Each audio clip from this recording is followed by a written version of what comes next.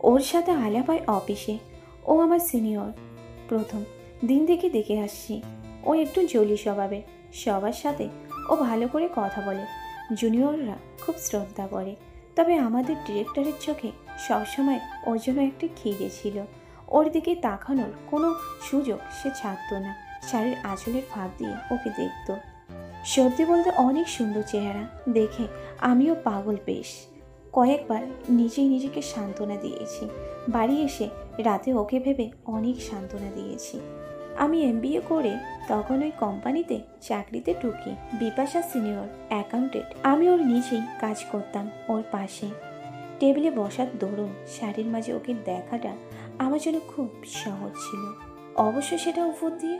আর কাজ দেখানোর সময় ও যখন আমার দিকে ঘুরতো, সৌভাগ্যবশত আমি মাঝের মধ্যে ওর মাঝখানটা ভালো করে দেখতে পেতাম। আমি অফিসের সবার ছোট, বয়স মাত্র 24।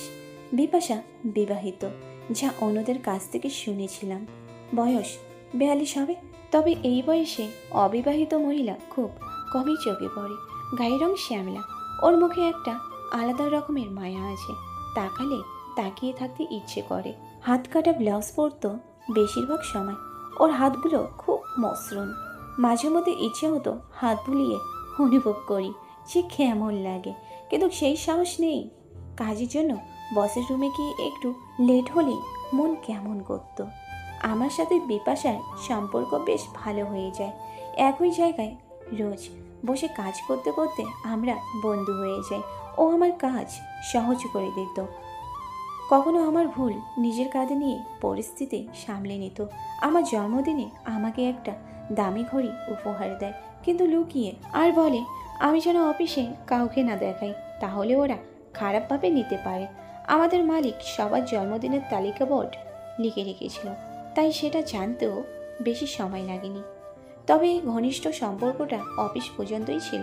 এর বাইরে ও নিজের জীবনে ব্যস্ত, আর আমি আমার বন্ধু বান্ধব নিয়ে। আমরা একসাথে দুপুরে খেতাম, তবে মাঝের মধ্যে বিপাশা আমার জন্য খাবার বানিয়ে আনতো। ধীরে ধীরে দুজন নিজেদের খাবার ভাগ করে খেতে লাগলাম।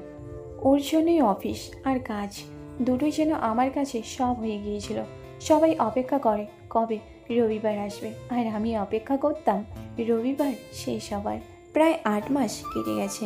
অফিসের বোর্ডে দেখলাম সেপ্টেম্বরের 19 তারিখে ওর জন্মদিন। কি দেওয়া যায় এমন কিছু দেখে ও খুব খুশি হবে, কিন্তু আমি ওর জুনিয়র, আমাকে নিজের সীমারেখার মধ্যেই থাকতে হবে। কিন্তু বিপাশা তো আমার বন্ধুর মতোই, তাই যে কোনো কিছুই দেওয়া যায় ওকে। কিছু বুঝতে না পেরে শেষে চকলেট দিই। হাউ সুইট বলে একবার আমার গাল টিপে ধরে, কিন্তু ওর টেবিলে চকলেটের স্টোভ দেখে মনটাই খারাপ হয়ে যায়। এত সবার মধ্যে আমারটার কথা কি আর ভাববে ও? সেদিন শনিবার ছিল, আমাদের হাফ অফিস। পাশে বসে বিপাশা আমাকে বলে অফিসের পরে আমার সাথে বাড়ি যাবে, আজ আমার বাড়ি লাঞ্চ করবে। আমি বললাম অফিসের সবাই যাব? বিপাশা বলল না পাগল, তুমি আমার ডিপার্টমেন্টের, তাই শুধু তোমাকে নিয়ে যাব, আর কেউ যেন না জানতে পারে এটা। আমার মন তো তখন আনন্দে নাচছে। আমি প্ল্যান মতো ছুটির পর বাইরে গিয়ে পাশের একটা গলিতে দাঁড়াই। কিছুক্ষণ পর বিপাশা লাল স্কুটি নিয়ে আসে। আমি পিছনে বসি, আর সেই গলি দিয়ে অন্য একটা রাস্তা দিয়ে আমরা ওর বাড়ির দিকে রওনা দিই। রাস্তায় যেতে যেতে একবার আমি ওর গায়ে হাত রাখি, একবার পিঠে, সেটাও শুধুমাত্র রাস্তার বাম পেয়ারের ঝাঁকুনিতে। কিন্তু সেসব থেকে ও একটুও পাত্তা দেয় না। বাড়িতে গিয়ে দেখি ওর স্বামীকে বিছানায় শয্যাশায়ী। আমি আগেই জেনেছিলাম যে ওর স্বামী খুব পয়সাওয়ালা লোক ছিল, হঠাৎ অসুস্থ হয়ে পড়ে, নিচের ভাগ অবশ হয়ে গেছে, কিন্তু এখনও টাকার অভাব নেই ওদের। উনি ঘুমাচ্ছিলেন বলে আমার সাথে পরিচয় করায় না বিপাশা। আয়া সারাদিন দেখাশোনা করে। আমরা ঢোকার পরে সে চলে যায়। আমরা ড্রয়িং রুমে সবাই বসে গল্প করছিলাম। বিপাশা স্বীকার করে যে এই দিনটা ও একা কাটাতে চায় না, তাই আমাকে নিয়ে এসেছে একটু সময় কাটানোর জন্য। আমাকে এক এক করে বলল কী কী করতো ওর স্বামী ওর জন্মদিনে। ফুলের তোড়া থেকে হীরের গহনা, দামি রেস্টুরেন্টে ডিনার, কোনো কমতি রাখেনি ভালোবাসা দেখানো। কিন্তু এখন সে চুপ করে বিছানায় পড়ে থাকে, কথাও বলে না ঠিক করে। বিপাশা উঠে রান্নাঘরে যায়, আর আমি তখন উঠে গিয়ে বারান্দায় দাঁড়াই। ওদের ফ্ল্যাট 8 তলার উপরে। আমার নিজের বাড়ি থাকলেও এত উপর থেকে কখনো শহরকে দেখিনি। একটু নিচে ঝুঁকে দেখতেই বুকের মধ্যে কেমন মোচড় দিল। বিপাশা কপি নিয়ে আসে। আমরা কপি খেতে খেতে গল্প করি আর ভাবি লাঞ্চের জন্য ডেকে এনে শুধু কপি খাওয়াচ্ছেন। এর থেকে তো আমি বাড়িতেই চলে যেতাম, তাই ভালো হতো। কিন্তু বিকেল তখন 4টে। হালকা হওয়ায় কখনো খোলা চুল ওর মুখের সামনে আসে। বিপাশা আঙ্গুল দিয়ে সরায়। কি দারুণ লাগছে ওকে দেখতে সেই বিকেলে। আমি শুধু ওকে দেখতে থাকি। স্বামীর কথা বলতে বলতে ফুপিয়ে কেঁদে ওঠে বিপাশা। বলে ওর স্বামী 5 বছর ধরে বিছানায় শয্যাশায়ী। টাকার অভাব না থাকলেও শুধুমাত্র একাকিত্ব দূর করার জন্যই ও চাকরি করে। কারণ স্বামী থাকলেও সে এখন না থাকার সমান। ওদের কোনো বাচ্চা নেই, বাড়িতে কথা বলে কেউ নেই। ভালোবেসে মাথায় হাত বোলালেও সে এখন মুখ ঘুরিয়ে নেয়। একাকিত্ব পাগল করে দিয়েছে ওকে। ওদের ভালোবেসে বিয়ে। উনি যতদিন বাঁচবে ও এভাবেই ওর সেবা করে কাটিয়ে দেবে, যতই কষ্ট হোক। কে জানে, হয়তো বউয়ের কষ্টটা বুঝে সে লজ্জিত বোধ করে। বছরের পর বছর বিছানায় পড়ে থেকে আর নিজের ভালোবাসার মানুষকে কষ্ট করতে দেখে সেও হয়তো এরকমভাবেই ভিতরে ভিতরে পুড়ে মরছে। আমি বুঝতে পারি না কি করব। এইরকম পরিস্থিতি তো আগে কখনো দেখিনি। ভাবি এত এত কষ্ট বুকে নিয়ে কেউ কিভাবে এত হাসি খুশিভাবে সারাদিন অফিসে কাজ করে। আমাদের সম্পর্ক একটু গভীর হলেও সেটা কেবলই অফিসের মধ্যে, তাই বুঝে উঠতে পারিনি যে কী করব। কিন্তু হঠাৎ করে ও যখন কাঁদতে শুরু করলো আমি তখন একটু ঘাবড়ে যাই। কপির কাপটা বারান্দার রেলিংয়ে রেখে একটু সংকোচের সাথে ওর কাঁধে একটা হাত রাখি। সান্ত্বনা দেওয়ার চেষ্টা করি, কিন্তু তাতেও যখন ও থামলো না আমি আরও একটু এগিয়ে যাই ওর দিকে। ও মুখ তুলে তাকায় আমার দিকে। আমি এক দৃষ্টিতে ওর দিকে তাকিয়ে থাকি। সময় যেন দাঁড়িয়েছিল সেই দিন। তারপর ওর চোখের জল মুছে দিই আমার আঙ্গুল দিয়ে। বিপাশা একটা শব্দও করে না। আমি বললাম, জানি না কি বলবো তোমাকে। এত কঠিন পরিস্থিতির মধ্যে দিয়ে যাচ্ছ তুমি, আর আমিও কখনো এইরকম পরিস্থিতি ফেস করিনি।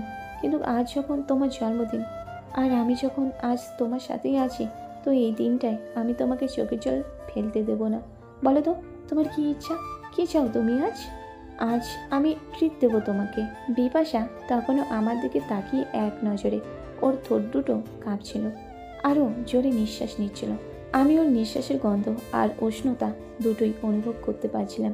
ওর দৃষ্টিতে আমি কিছু ভাব লক্ষ্য করেছিলাম, হয়তো ও নিজেও সেটা লক্ষ্য করেছিল আমার চোখে, কিন্তু কিছু করার সাহস ছিল না আমার। বিপাশা কোনো সাড়া না দেওয়ায় আমি একটু ভয়ে দুপা পিছনে সরিয়ে পিছিয়ে আসি।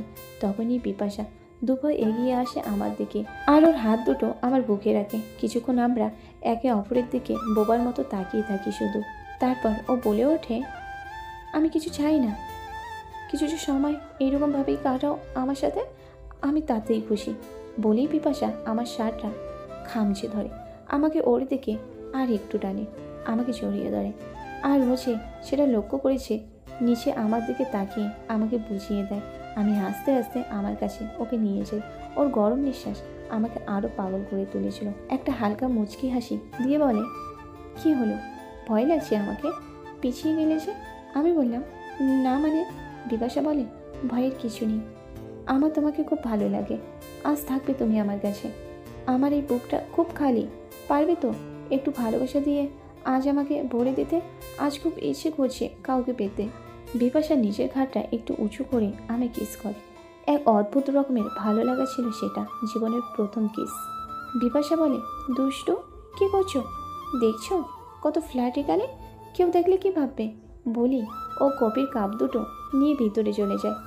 ডাইনিং টেবিলের উপরে কাপ রেখে পাশের একটা ঘরে ঢুকে যায়। আমি ওকে অনুসরণ করি। আমি ঘরে ঢুকেই দেখি ও দেওয়ালে টাঙ্গানো একটা আয়নার সামনে দাঁড়িয়ে আছে। আমি আস্তে করে পিছন দিক থেকে ওকে জড়িয়ে ধরি। বিপাশা হাত দুটো উঁচু করে ও আমার মাথায় হাত বোলাতে থাকে। আমি একটু মাথা উঁচু করে সামনের আয়নার দিকে তাকাই। আমি কি সত্যি এই রমণীর সাথে আছি, নাকি এটা কোনো সুন্দর স্বপ্ন, সেটা বোঝার ক্ষমতা আমার তখন নেই। ওর সৌন্দর্যের জোয়ারে আমি নিজের গা ভাসিয়ে দিয়েছিলাম। বিপাশা বলে, ভাবতেও পারিনি এই জন্মদিনে এমন উপহার পাবো। সত্যি আজ অনেক বছর পর একটু ভালোবাসা পেলাম। ইস, কি ভালো লাগছে আজ। আমি বললাম, আমার ছেও তোমার ভালো লাগছে? সত্যি জীবনের প্রথম কাউকে কাছে পেলাম, খুব নার্ভাস লাগছে আমার। বিপাশা বলে, বউ কাছে এই তো কত সুন্দর করে আমাকে ভালোবেসেছ, নার্ভাস লাগার কি আছে? এমন করেই ভালোবেসে যাও, যা তোমার ইচ্ছে করো। আমার খুব ভালো লাগছে, অনেকদিন পর কোনো প্রেমিকের স্পর্শ পেলাম। নিজেকে আর সামলাতে পারছি না। আমি আজ শুধু তোমার। কলিগস খাবে? আমি ওর দিকে তাকিয়ে হাসলাম। আমি জড়িয়ে ধরলাম ওকে। ও আমার দিকে ঘুরে আমাকে জড়িয়ে ধরলো নিজের 2 হাত দিয়ে। সে এক আলাদাই অনুভূতি ছিল। আমি ওকে কোল্ড ড্রিঙ্কস বোতল খেতে দিলাম। কিছুক্ষণ খাওয়ার পর বোতল থেকে কোল্ড ড্রিঙ্কসটা পড়ে যায়। এটা দেখে আমি একটু লজ্জায় পড়ে যাই। আমার অবস্থা দেখে ও বলে, প্রথম হয়, লজ্জা পাওয়ার কিছু নেই। এবার তুমি আমার দেওয়া বার্গার খাও। বলি ও আমায় বার্গার দেখিয়ে দিল। নীল ছবিতে দেখেছি কেমন করে বার্গার খায়, কিন্তু সামনে থেকে না তো কখনো বার্গার দেখেছি এর আগে, আর না খেয়েছি। আমি আস্তে আস্তে বার্গার খাওয়া শুরু করলাম। দেখে মনে হচ্ছিল যেন ও নিজের হাতে বানিয়েছে, কিন্তু খুব ঝাল। বিপাশা বলে, কিছু হবে না বাবু, একবার খাওয়া শুরু করো, তারপর দেখবে বারবার খেতে ইচ্ছে করবে। এই যে কথা দিলে তখন আমি যা চাইবো তাই দেবে আজ। আমি বললাম, দেব, বলো কি চাই তোমার। ও বলল, তোমাকে চাই, আমি তোমার ভালোবাসা পেতে চাই। আমি ওকে বুকে জড়িয়ে নিলাম। ঘণ্টাখানেক সময় কাটিয়ে ও একটা ওড়না দিয়ে নিজেকে ডেকে ঘর থেকে বেরিয়ে গেল। আমি পিছনে গিয়ে দেখলাম স্বামীর ঘরে ঢুকে তাকে 2টো ওষুধ খাওয়ালো। ভদ্রলোক ঘুমাচ্ছিলেন। তাকে ডেকে তুলে নিজের কোলে মাথা রেখে তাকে ওষুধ খাওয়ালো। তারপর বাইরে এসে আমার হাত ধরে আমাকে আবার টেনে নিয়ে গেল ঘরে। প্রায় 8 ঘন্টা আমরা ওই রকমভাবেই দুজন দুজনের কাছাকাছি ছিলাম। বিপাশা বলল, এই তো আবার প্রেম জেগে গেছে তোমার। তারপর 10 মিনিট পরে আবার আমার বুকে ঝরে পড়ল বিপাশা। বিপাশা বলে, বাড়ি যাবে না এখন? ঘড়িতে দেখো রাত 7:45 বাজে, এখন বাড়ি যাও বলে ফিক করে হাসলো। আমি উঠে বাথরুমে গিয়ে ফ্রেশ হয়ে এসে জামা কাপড় পরে নিলাম। বিপাশা বলল, সোমবার অফিসে দেখা হবে আবার যান, এবার জলদি যাও, নয়তো তোমার বাড়ির লোক চিন্তা করবে। আমি ওকে বিছানায় রেখে বেরিয়ে এলাম।